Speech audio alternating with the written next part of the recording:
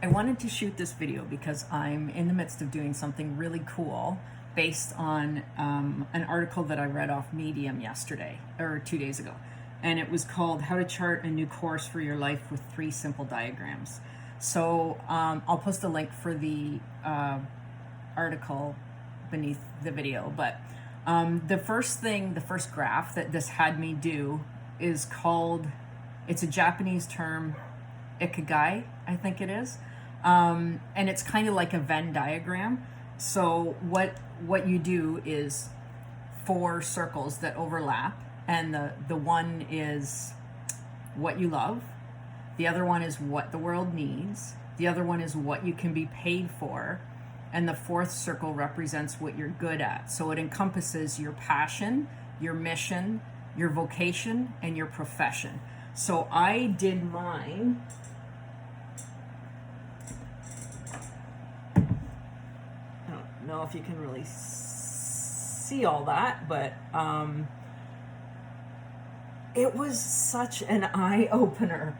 Basically, what I realized was the things that I love doing, which is reading and yoga, being in nature, having enlightening conversations, teaching. I love teaching and I love writing, and having a purpose or a project to work on. What I think the world needs right now is acceptance and connection and humor and a friggin' hug. Like, who doesn't need a hug? And love and Me Too. And I'm not talking specifically about the Me Too movement, but the fact that we all want to know somebody else gets it. Somebody else has been there. Things that I can be paid for, which was the bottom one. Writing, speaking, facilitating, and teaching, which are things that I have been paid for in the past.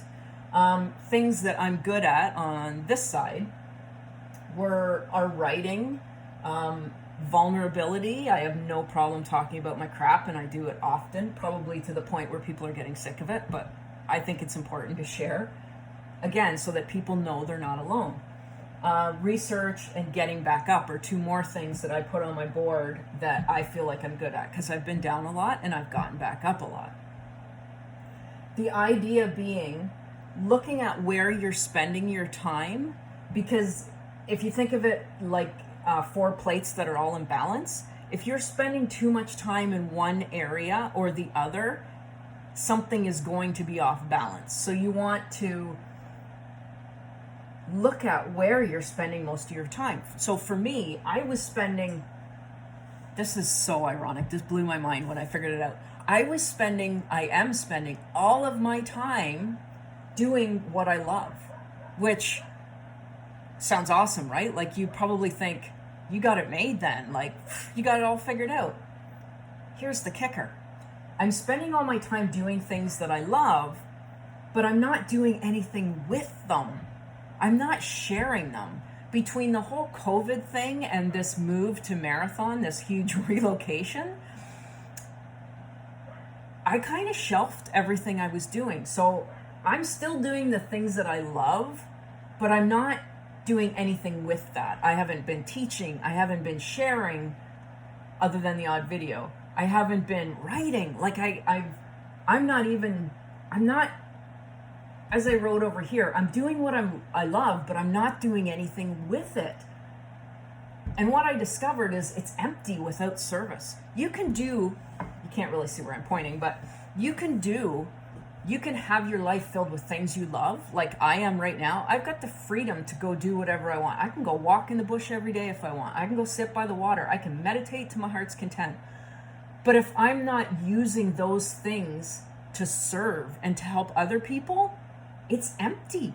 Your life is empty without service. At least that's what I found. So, and down here I've got written balance and synergy, because that's something else that's highlighted in this article, which is written by, I'll probably pronounce this wrong, but Michel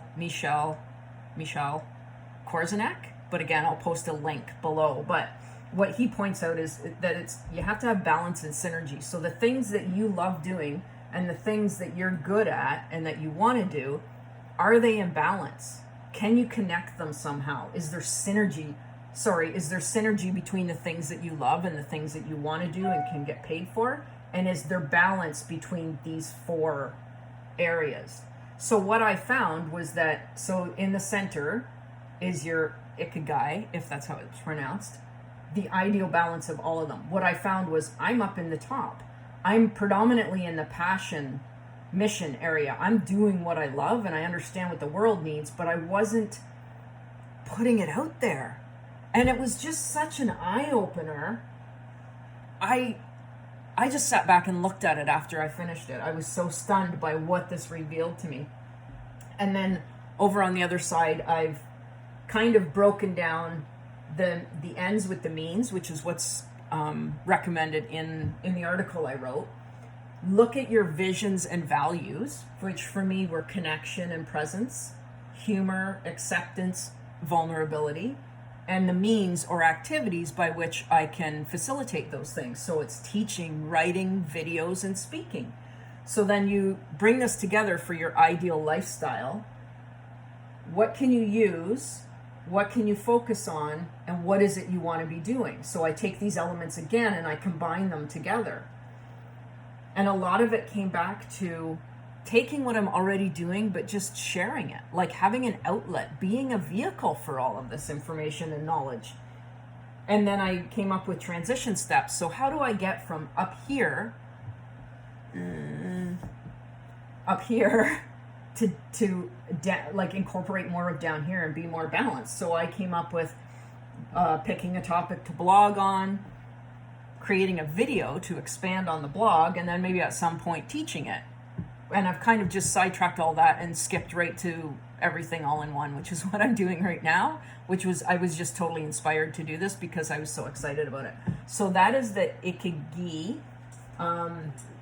diagram. I highly suggest you do it on a whiteboard if you have one, because you probably erase and move stuff around a lot or a couple of times.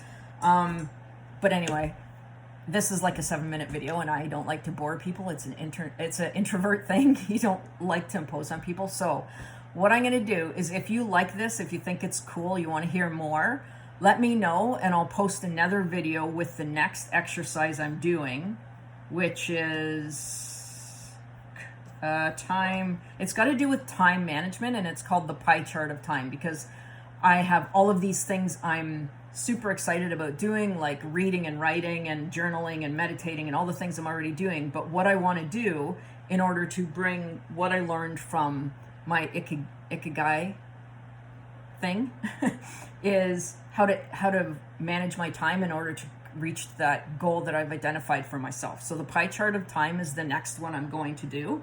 And I was just about to start it, but then I thought it'd be super cool if I shared this. So I will post a link for the blog that's on Medium that I read that got me started on all this. And if you have any questions or you want to hear more, leave me a comment, because if you're like me, if you like any of the stuff I do, then you probably will totally geek out on this like I am right now.